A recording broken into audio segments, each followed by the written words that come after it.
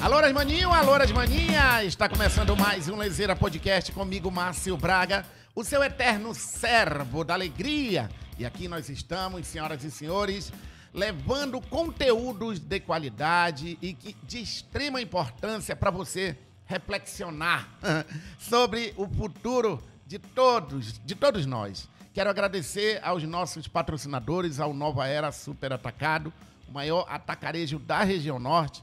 Quero agradecer também a Romanel, do Grupo GEA, que nos apoia, e a nossa nova patrocinadora, Lili e Vivi Comidas Regionais, que hoje, mais uma vez, nos manda uma merenda saborosa.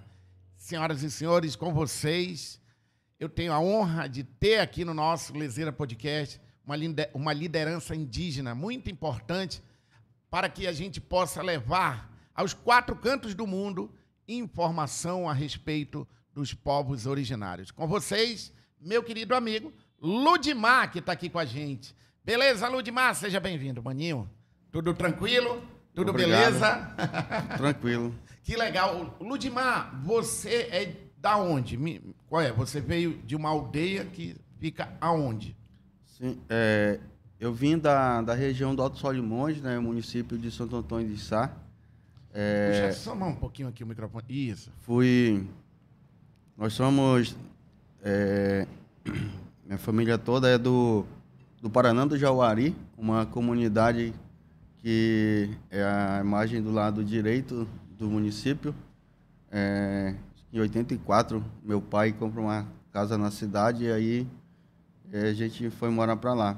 Hoje, agora, tem alguns parentes meus ainda que estão vivendo lá, mas mais na cidade mesmo que eles estão morando agora. Então, eles já moram na cidade. Qual cidade? Santo Antônio? Santo Antônio do Içá. Estou aqui em Manaus já há algum tempo. Vim atrás de uma melhor educação, que naquela época não tinha cursos de bacharelado naquela região. Então, eu vim para Manaus para tentar essa vida aí, né? Entrar na faculdade, fazer um curso. E aí, hoje estou dentro da UEA, fazendo o curso de bacharel em contabilidade, né? Ciências contábeis. Uhum. E da melhor maneira, com esse conhecimento que a gente vem adquirindo, a gente vem ajudando as comunidades na parte organizacional, né? Ô, Ludimar, qual é a origem? É uma aldeia? Tem um sobrenome? Explica pra gente melhor a tua origem em nome. Eu pertenço ao povo Cocama, né? Lá da região do Alto Solimões.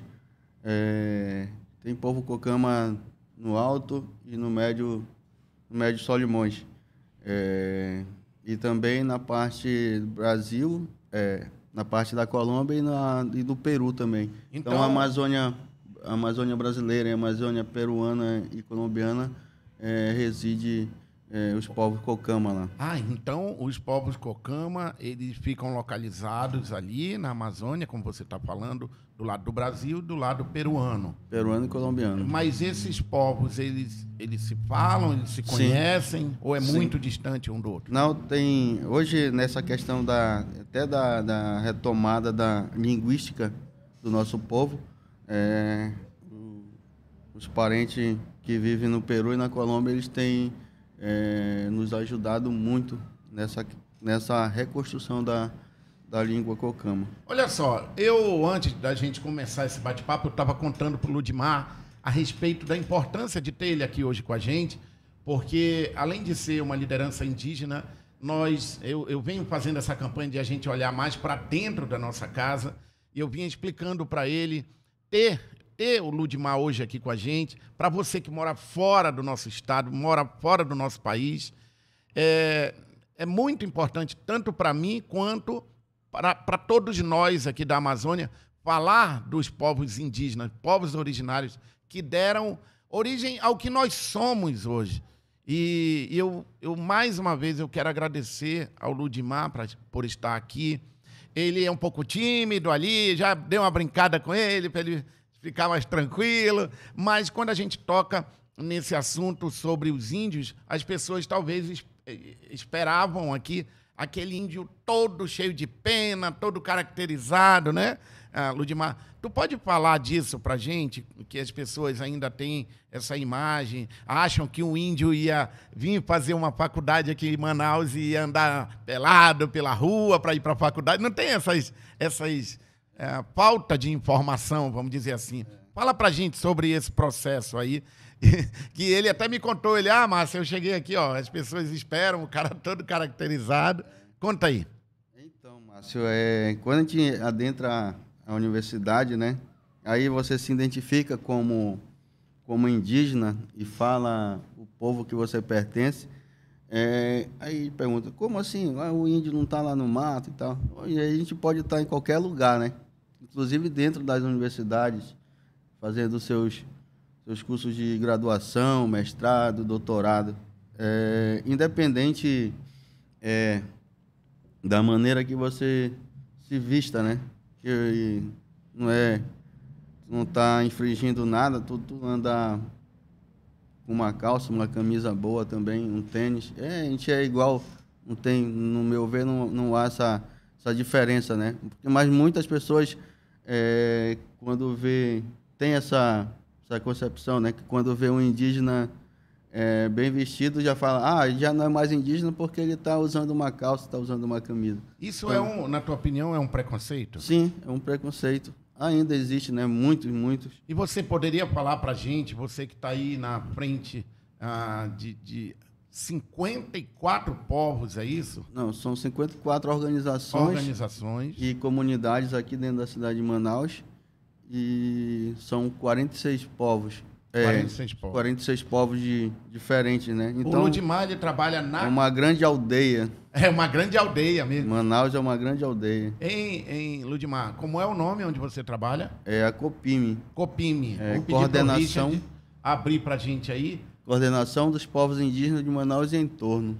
Olha só, Copime Manaus. Eu quero aqui agradecer a coordenadora, que é a Massivana Sateré. Massivana. Obrigado, viu, Massivana? A gente está aqui à disposição de vocês para falar dos povos originários.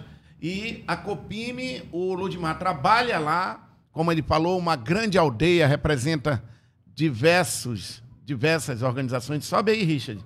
E vocês fazem que trabalho, além desse trabalho mais burocrático, vamos dizer assim? É assim. Então, nós trabalhamos no fortalecimento. A Copime, ela surgiu... Puxa o microfone aqui. A Copime, ela surgiu para fortalecer essas comunidades aqui em Manaus que viviam, de uma certa maneira, Márcio, invisível à margem da sociedade. Então, a Copime surgiu para dar a voz dentro do coletivo. Uhum. Uma das suas funções principais da Copime é a questão de organizar essas comunidades e dar voz a elas. Como é dar voz para elas? Elas procuram vocês, por exemplo, quando tem alguma situação que precisa ser resolvida com o governo, com a prefeitura? É isso? Só para eu entender? Muitas das vezes nós entramos com a parte documental, a parte organizacional, em algumas ações junto ao Ministério Público, ou fazer alguma articulação para eles, mas assim, a gente não fala pela comunidade, a gente deixa que eles falem, a gente só fazem ali dá um suporte, porque a gente entende, enquanto Copime, que quem tem que falar das dores que a comunidade sente são eles, não nós. Não nós vamos chegar e falar o que a comunidade precisa, o que a comunidade está necessitando, mas sim eles que falam por eles mesmos, né? A gente, nesse momento, a gente é só um suporte que a gente... Ludmar, eu falei agora há pouco sobre preconceito. Vocês têm, assim, alguma história que você poderia contar para a gente de parentes que chegam lá com você falando sobre o que já sofreram, algum preconceito, alguma humilhação por serem indígenas? Sim. Eu vou te contar um caso. Não precisa dar nomes, só conte os casos. Eu vou te contar assim, né? No último dia 15, nós tivemos um acidente com os parentes que a gente estava fazendo a pintura, e o policial chegou lá nos abordando depois do ocorrido. Aí nós se identificamos, nós somos indígenas e tal. Aí ele falou bem assim pra gente: cadê teu raninho então? Cadê teu documento? Não, pô, não há necessidade de tu andar com um pedaço de papel no teu bolso para tu se afirmar que tu é indígena. Pela Constituição diz que a autodeclaração, eu me declarar como indígena, já é o suficiente. RANI é o RG de vocês. O RANI é o... Que diz a origem, que é o registro... É o registro de nascimento indígena, né? Vamos dizer assim. Então, eu acho que não há essa necessidade, tanto até por parte do poder público mesmo, né? E hoje o índio, por exemplo, numa situação muito grave ou de problemas de saúde, ele procura os hospitais, ele tem esse acesso, ou não, ele ainda vai muito às... Para nós que estamos Fala um aqui... pouco disso. Para nós que estamos aqui na cidade, Márcio, ela porque a saúde indígena, ela fica a cargo do DICEI e da CASAI, né? Que são órgãos do governo federal, que trabalham a saúde primária, né? Mas nós que estamos dentro da cidade, nós não somos atendidos igualmente o indígena que está aldeado, né? Há essa descriminalização também por parte do poder público, por parte do governo, nesse sentido. Então, muitas das lutas que a gente trava aqui dentro da cidade é que a saúde seja diferenciada, né? A saúde e a educação. Então, quando a gente precisa de algum atendimento, a gente vai nos hospitais mesmo, né? Como o normal. Não tem uma diferenciação, porque muitos falam, porque o indígena tem direito, mas na realidade, no papel tem várias coisas mesmo, mas na parte de execução não é executado o que está dentro do papel, então Ludmar, fica difícil. É uma triste realidade, né, cara? Algumas curiosidades que eu queria saber, por exemplo, o casamento indígena. Queria que você falasse sobre isso. O índio tem que casar com índia? Índio. Ou ele pode, por exemplo, encontrar alguém na cidade, se apaixonar, ele pode casar com uma pessoa não indígena? Pode, Hoje... Vira só um pouquinho para cá, para a câmera te pegar melhor aqui, ó. Hoje... Essa aqui, tá. isso. Pronto, que então, o Richard fica apontando ali. Tem muitos parentes que já casaram, né? Tanto o homem quanto a mulher. Eu vou te ajudar aqui. Aí. Já casaram com não indígena, né? Então há essa cultura também hoje. Mas pode também casar? Pode. Índio com não índio? E também tem vários parentes de outros povos que casam com outros, né? Tipo assim, o Cocama com Mura com Saterê, e assim vai, né? Tu falou agora do Saterê aí, e o Saterê que faz aquele da tucandeira lá. Aqui, o ritual da tucandeira. É só o Saterê que faz, né? Porque todo mundo acha que todo índio, quando inteira ali os 16 anos, 15 anos, né, nessa idade que faz a tucandeira da adolescência ali, é nessa idade? O rito da tucandeira é feito pelo povo Saterê Maué e, se eu não me engano, são 21 sessões, né, que eles fazem, 21 rituais, a partir que a tucandeira questão... é só uma. Não, bota a mão na luva lá, então são 21 sessões, são 21 rituais que eles fazem para apresentar. Então, a partir dessa, quando chega na 21ª, ele já é considerado adulto, né, ele já fez essa transição. Tem um parente ali na aldeia Sarruapé, aqui no quilômetro 26, que eu acho que ele já está finalizando. Eu acho que ele deve ter uns 15, 16 anos.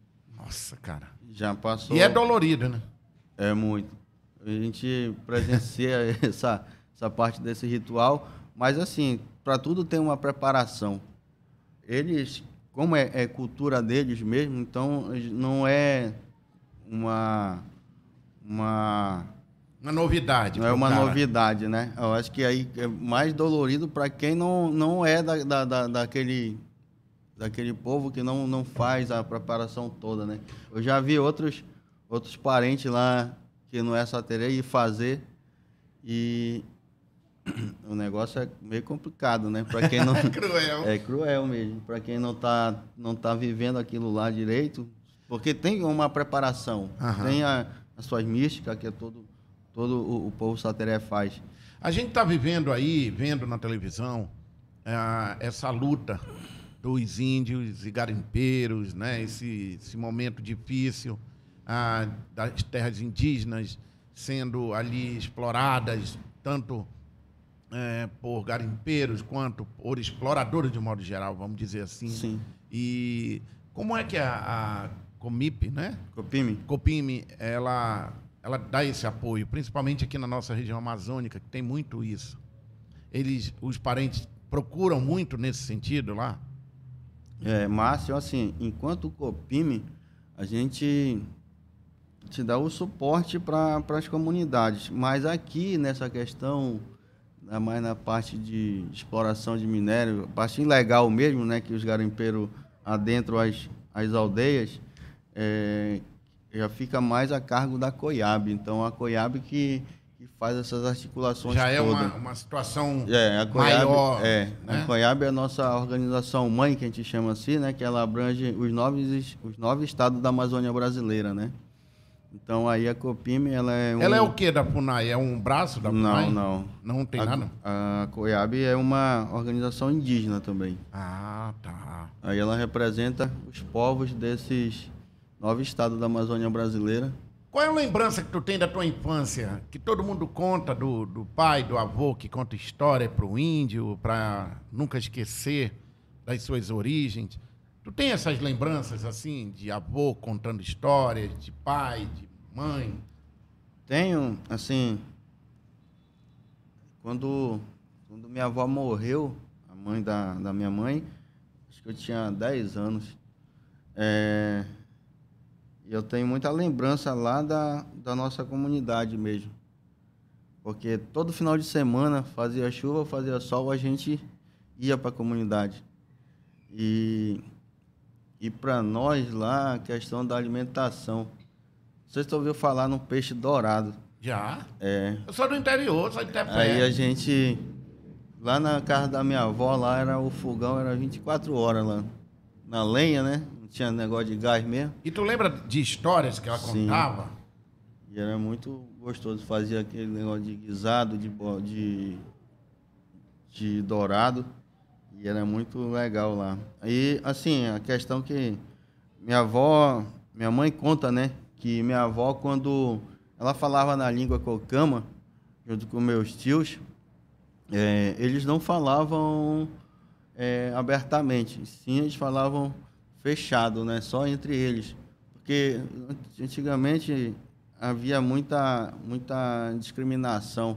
Então, por conta disso que muitos dos povos hoje quase têm sua cultura, sua língua extinta, né? Por conta das repressões que tinha. Então você acha naquela que época, por conta disso as pessoas não iam aprendendo a língua? Sim. Mas o que a gente percebe hoje é que tem um monte de gente aí querendo aprender a língua indígena. Sim, tem Tem hoje muita gente aí nessa valorização, trazer de volta as origens, muito índio que veio estudar na capital, estudar, não sei, no interior, na UEA, e que volta para a aldeia, que volta para a comunidade ali, ele volta preparado e volta mais preparado, inclusive de pesquisas que ele fez, né? Mais embasamento teórico, né?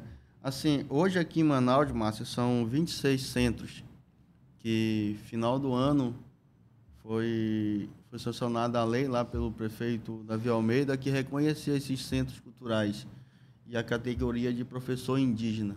Então, foi uma luta que 26 centros são lugares onde vão preparar indígenas. Sim, onde os professores... Preparar, que eu digo assim, vai dar estudo, vai dar... Mas lá nesses centros é falado só a língua de cada povo, né? Então, são 7 línguas aqui em Manaus. Tem o Cocama, Cambeba, Iangatu, Por aí vai. São 7. São 7 línguas. Olha. Aí, assim, dentro dessas 7 línguas, 2 são co-oficiais aqui em Manaus, que é o Iangatu e o Cambeba. Tu tá fugindo do microfone, eu vou começar a pegar no teu pé. Ali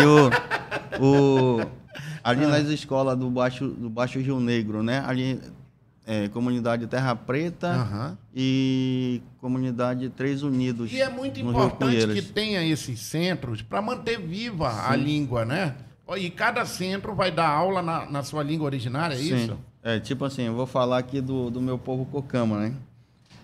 Nós temos uma comunidade Cocama ali no Grande Vitória, ali próximo do Baratão da Carne, ali do Grande Vitória, onde o professor e cacique Francisco Maricaua, ele tem esse trabalho lá, né?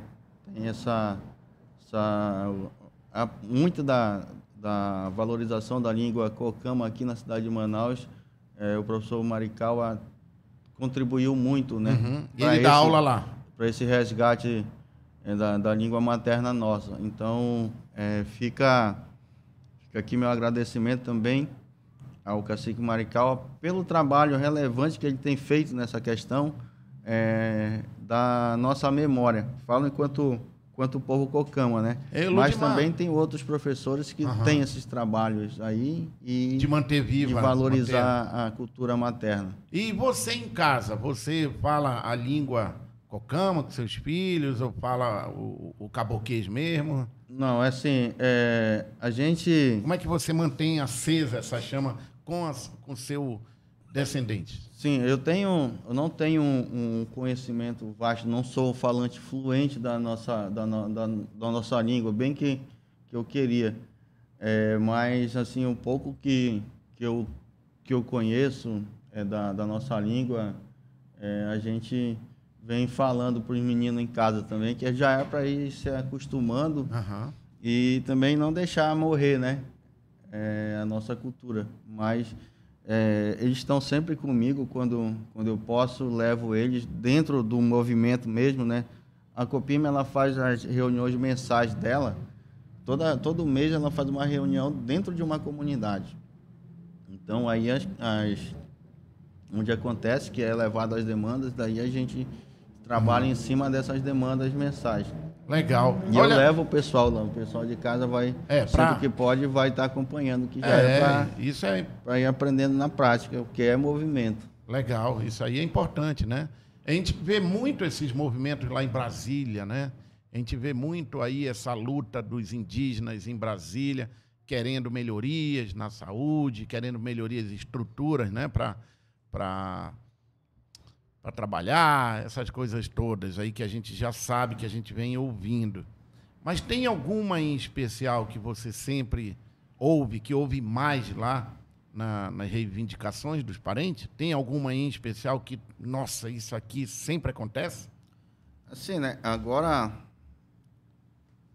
uma semana atrás, já encerrou o acampamento Terra Livre, né? Então, eles estavam desde do início do mês lá em Brasília. Volta para o microfone. Lá em Brasília. Estavam no acampamento Terra Livre lá em Brasília, os parentes aí de todas as regiões, né, do Brasil. É porque nós estamos gravando esse podcast há uma semana.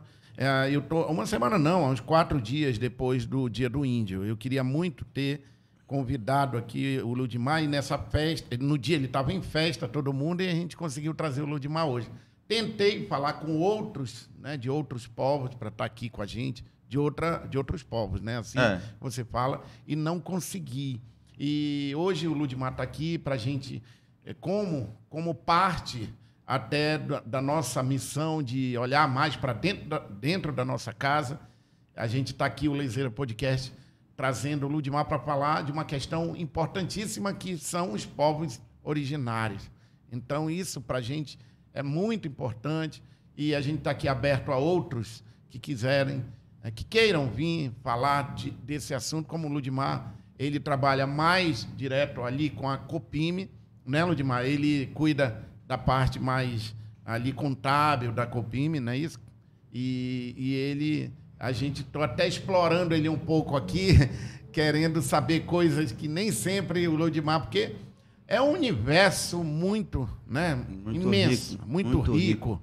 Né? Eu poderia trazer aqui um indígena para falar sobre produtos ali. Medicina tradicional. Medicina tradicional. E leva lá, Ludmar, o nosso convite, porque de repente tiver alguém, eu tenho uma pessoa que fala disso, Sim. Eu tenho alguém que para falar do mundo místico dos índios, eu acho muito legal isso, sabe? É um assunto também que eu tenho muita curiosidade. Tem os artesãos, agora a gente tem no dia 13, agora 13 de maio, nós iremos fazer através do Conselho Municipal de Cultura, nós iremos fazer uma oficina voltada para a questão da medicina tradicional. Uhum. Será o cacique Elisiário Cocama que vai ministrar essa palestra, essa oficina. E também no dia 20 teremos uma outra oficina que é voltado para a questão do artesanato, confecção de artesanato, que a gente pretende qualificar esses artesãos e também que eles possam solicitar a emissão da carteira de artesão pela Secretaria de Trabalho. Ele vai ter um registro agora para provar, não só o RANI, mas também o registro de artesão. Porque é importante, né? Porque, estando registrado, ele consegue um maior apoio, assim, tanto financeiro. E ele consegue valorizar a obra dele. Sim, consegue ser mais valorizado também. Tem alguma casa aqui que as pessoas que nos acompanham possam procurar para encontrar esse material, esse trabalho? Já tem? Tem. Ali, na verdade, no Ramos, tem ali a Iapamaçã, que é dirigida lá pelo parente Ivan Barreto, lá Tucano. Tem o professor Paulinho, professor doutor Paulinho Tucano também, que tem lá. Tem ali os parentes do Yandê Muraqui, fica ali próximo do Atlético Rio Negro. É a parente Regina Sateré, né, que coordena lá. Então, tem vários produtos lá de artesanato, né? A gente chega aqui em diversas partes do mundo, então as pessoas chegam e ficam curiosas. Eu vou para Manaus, eu quero saber onde é que eu encontro artesanato, né, indígena. E aí é legal tu falar sobre isso, porque... Também aí tem o parente Val Cocama, que ele também está fazendo um trabalho lindo com o artesanato tradicional nosso, e outros parentes também, né? Márcio, a gente tem um sonho, assim, uma vontade de, enquanto conselheiro municipal, que a gente consiga um espaço para a gente fazer essas exposições semanais, né? Não tem ainda? Ainda não tem. Sério? Tinha pela... Ô, prefeito, governador aí, ó. Olha aí essa reivindicação aqui no nosso podcast. Aqui, tinha uma muito importante. Ter um lugar para que possa, toda semana, os povos indígenas possam fazer. Assim, a gente tem um sonho ali na Praça Dom Pedro II. Tinha ali antigamente? Tinha. Ano passado... Ela foi reconhecida como a aldeia da memória indígena, e se a gente tem esse apoio, a gente consegue fazer essas exposições semanais, né, lá, né? Porque tem que adquirir barraca, essas outras coisas, mas nós estamos trabalhando para isso. Vai dar certo, se Deus quiser, até final do ano a gente tem esse projeto pronto e aí a gente consiga avançar nessa questão, porque os artesãos muito sofreram nessa questão da pandemia. Porque o trabalho dele... Todo mundo. Foi uma classe que sofreu bastante, porque ele vive disso. Ele faz seu artesanato e revende nas feiras. E sem essa circulação, ficou difícil ele vender os seus produtos. Então, agora, aos poucos, já está tendo essa retomada e o pessoal está conseguindo fazer suas artes e vender. Olha só, Ludmar... Desculpa te interromper aí, mas outro dia eu peguei um barco com a minha família, ali na Manaus Moderna, e fui fazer aquele passeio, vai ao encontro das águas, vai ao restaurante, e de lá a gente foi àquela comunidade indígena, que lá eles fazem as danças, mostram ali aquelas barracas mostrando costumes, faz foto ali. Eu, inclusive, tenho uma foto minha no Instagram, eu lá...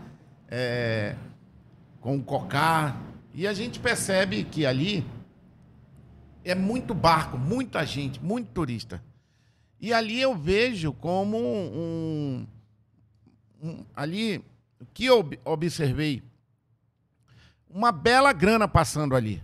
Muita grana ali, da quantidade de turista, né? Eu percebi ali. E eu vi ao mesmo tempo que está sendo reinvestido ali, está sendo investido ali. Eles estavam construindo novos barracões ali. Eu achei isso muito bacana, sabia?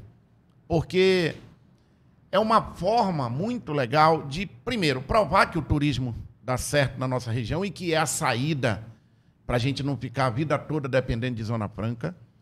E que mostra que uma organização funcionando tudo direitinho, o resultado aparece, né? Tu sabe qual é que eu estou falando aqui? Sim. Volta aqui pro microfone. Tu sabe qual que eu estou falando? É ali do parente Daniel Dessana. Eu acho lá muito do legal. Rio Negro, lá, não é? Eu lá. acertei falando isso? Sim, não é sim. que eles estão fazendo um investimento. Eu vi barracões surgindo lá. A gente acompanhou lá no período da pandemia, a gente fez, enquanto Copime, algumas doações de cesta básica lá, tanto lá para os parentes da aldeia lá do Dessano, lá do Daniel, quanto lá para o pessoal também dos Apurinã, lá ali do Lago do Janauari. Eu acho que é esse que eu fui. Eu acho que é esse. Só que é mais para dentro um pouquinho lá, mas fica bem pertinho, não dá para ir pela mata mesmo. Mas eu queria que você falasse sobre isso, sobre essa economia voltada ali para o turismo com os indígenas. Porque algumas pessoas, Ludimar, ainda criticam isso. Tem pessoas que ainda falam. O índio não quer trabalhar, só quer estar assim, ó, ganhando dinheiro. E aproveita agora e fala qual é a realidade. Né? Tipo assim, Márcio, essa questão também tem muitas aquela como o parente Francis fala, né? Tem uns pirangueiros, né, que fala, né? Os atravessadores do turismo. Que nisso vai se perdendo muito, tanto a contrapartida das agências de viagem, quanto a contrapartida que é de fato mesmo que fica para a aldeia lá, né? Pelo trabalho, pelo trabalho que eles vêm fazendo lá dentro. Porque eles mostram, nessas viagens, feito as danças, fazer os rituais, para que os turistas possam conhecer melhor a cultura daquele povo que está lá, que é do Alto Rio Negro. E se não há esse processo, esse trabalho com essas agências de viagens sérias, que tem agência de viagens sérias aí que fazem um trabalho excelente também, mas que, de fato, porque nem todo recurso que entra lá fica na comunidade. O pessoal fazem as suas divisões custos, lá, né? Tem seus custos também, né? Tem o custo de levar... Mas que dá resultado, não dá? Dá. A parte indígena está fazendo a parte dela. Eles estão trabalhando bem lá e tanto na melhoria dos barracões deles lá, tanto até da sobrevivência deles, né? Que eles possam ter uma sobrevivência digna lá, morar com dignidade também. Convida a galera para ir lá. Então aí fica a importância disso, né? Dos parentes que estão por aqui, por Manaus, e os turistas que chegam puderem fazer essa visita lá no Daniel de Acuru. Também tem aqui na região do Tupé, lá o parente Genivaldo, o parente Zé Maria, lá mais acima o parente Domingos, lá na aldeia Cipiá, e lá mais para a parte de cima, lá do Pinó, também a aldeia do Estatui, é uma área bem bonita de se visitar, tanto na cheia quanto na vazante, que tem as praias lá. E é só procurar aí as empresas que levam, né? Sim. Não é caro, viu, minha gente? Você que vem de fora, um passeio desse, quando eu fui com toda a minha família, R$90, era 90 ou R$100. Acho que agora está 100. Se não me engano, só que você tem um almoço à vontade, você tem um belo passeio, o Encontro das Águas, você tem a visita às aldeias que a gente está falando aqui, você tem ainda um lindo passeio ali, ou no Rio Negro, ou para o lado do Rio Solimões, né? E tem um mergulho com boto.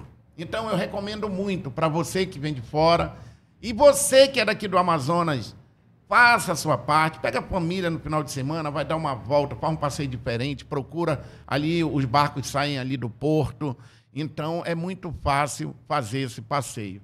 E quando você faz isso, você gera, além de empregos, você gera renda aos povos indígenas.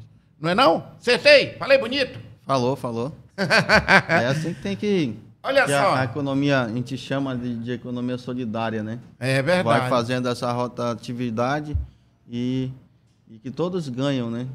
Ludimar, a gente percebe que o Amazonas... A gente percebe, não, eu cresci com essa ideia de que o Amazonas... o povo do Amazonas é tudo indião, é tudo índio, né? Tem essas coisas. E antigamente as pessoas tinham meio que ninguém queria ser índio. Hoje eu percebo que as pessoas estão tendo mais o orgulho de dizer eu sou índio, sim, eu sou do Amazonas, com maior orgulho, né? Estou falando daquele que não é a pessoa normal, como você falou. É a pessoa que não é índio, né? Índio por ter nascido numa tribo. E hoje eu percebo esse orgulho de ser amazonense, de ser indião, como a gente falava, de ser indígena. Eu percebo que está crescendo mais. Tanto é que algumas influências, pessoas que trabalham hoje no digital, elas exaltam, né? Gostam de fazer foto de Índia e tal. Você, como indígena, você acha isso importante para a gente? Você acha que esse fato de nós estarmos vivendo esse momento, desse orgulho de dizer eu sou índio sim, com orgulho, esse reconhecimento aos povos originários, como é que você se sente, cara? Como é que você vê isso, todo esse movimento de quem realmente bate no peito e tem o orgulho de dizer eu sou indígena, assim, eu sou indião, eu sou índio? Fala pra gente. Então, essa autoafirmação a gente vê hoje, né, através tanto das redes sociais, que é uma ferramenta, também ela tem as duas faces, né, tanto para o bem quanto para o mal, as redes sociais. Mas os parentes, que tem muito parente hoje que são influencers também, né? Então aí eles vão levando a cultura dos seus povos para mais longe, né? Que a internet, através da internet, tu alcança uma infinidade de lugares, né? Tu chega em lugares que tu acho que nunca imaginou em chegar. E isso, para nós, é bom, que demonstra, né? A gente levar a nossa cultura, do que a gente realmente vive. Não uma imagem que fica no estereótipo do pessoal aí, da questão do ser indígena, né?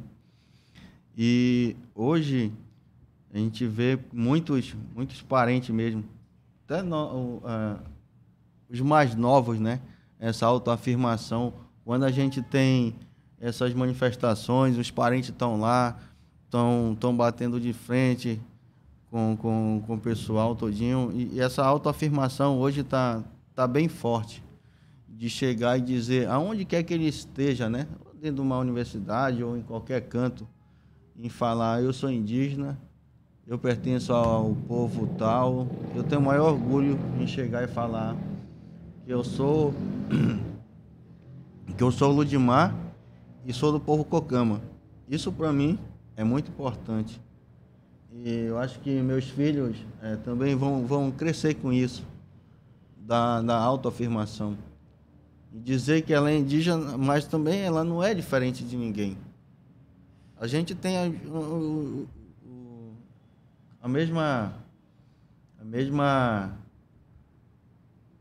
mesmo sangue, a mesma carne, a gente é igual, a gente não é diferente. O que diferencia é a questão cultural mesmo. E é isso que muita gente não entende, né? Não entende. E a gente não é anormal do que os outros imaginam, tá entendendo? A gente é ser humano igual qualquer outro. E só quer ser mais respeitado. Sim. E reconhecido. E é reconhecido no próprio território dele. Que isso aqui é nosso, isso aqui cidade de Manaus, ela foi construída em cima da aldeia, em cima da aldeia dos povos Baré, do Tucumã, dos Tarumãs. Tá entendendo? Então, há 350 e poucos anos, isso aqui era aldeia indígena. Então, o pessoal que não tem esse conhecimento histórico, ou também não lê, não busca conhecer a história, aí começa a falar um monte de asneira, né? Então, eu acho que a gente, nessa questão de estar aqui em Manaus, eu sou de uma outra região, mas eu hoje estou vivendo aqui. Então, eu defendo os povos que estão aqui. Porque, antigamente, os povos eles não viviam só naquele espaço, porque tinha muita fartura dentro desse território nacional. Então, eles eram tipo nômade mesmo. Hoje eu estava aqui num canto, depois estava em outro. Tá, a gente tem relatos do nosso povo Cocama na questão do Alto Solimões e Médio Solimões. Então, eles ficavam nessa transição toda, né? Até porque eles iam sobrevivendo ali, eles viviam conforme o tempo ia mudando também, né? Então, esse período, a caça está melhor em tal canto, né? Isso. O peixe está dando mais... Aí eles iam fazendo esse mundo, esse nômade, né? Até porque aquela região do Médio Solimões, de Tefé para cima, vamos dizer assim, que aquela área toda era território peruano, né? Antigamente. Lá em Tefé tinha Tupébas, há muitos anos atrás. Aquela área toda lá. Olha, agora essa semana aí, na Semana da Indígena, nós vimos a inauguração do primeiro cemitério indígena do Brasil, não é? E uma conquista única, especial para os povos indígenas, né? E a gente viu que também, eu aprendi, inclusive, quero agradecer o professor Tenório Teles, que nos recomendou aqui bater esse papo com o Ludmar, e também faz parte dessa conquista com os povos indígenas, e ele conta a história. Você pode procurar aqui no canal do Liseira Podcast, pode procurar lá o bate-papo com um professor, poeta, membro da Academia Amazonense de Letras, Tenório Teles, para você saber um pouquinho desse processo que foi criado o cemitério indígena. Então, agradeço mais uma vez o professor Tenório ter vindo aqui com a gente.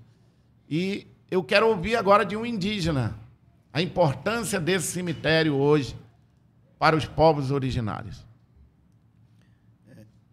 Então, foi um período aí de 1 ano de articulação, né, para que pudesse sair de fato do papel esse cemitério indígena. E é uma parceria, foi uma solicitação, primeiramente do Iapamaçã, lá do professor Paulinho, e encabeçada juntamente com a Copime, né, fazendo essa solicitação.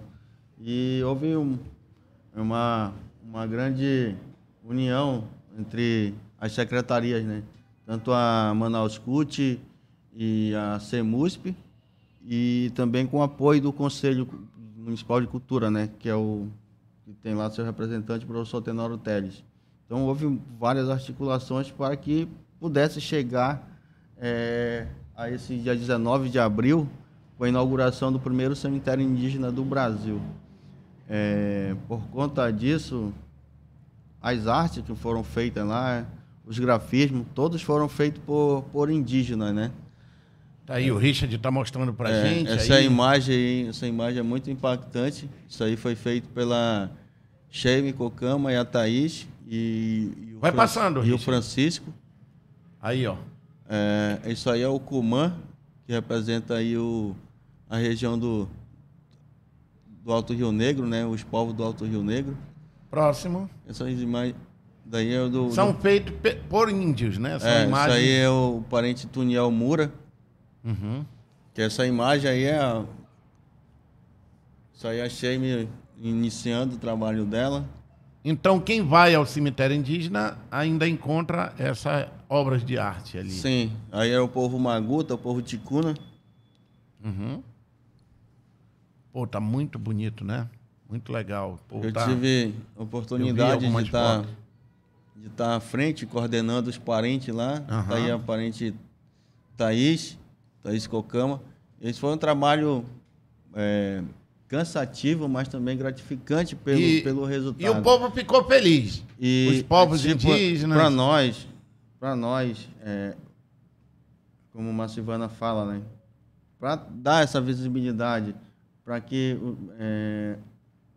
os parentes possam fazer a sua passagem da forma tradicional, que possa ser feitos rituais, cada povo tem seu ritual.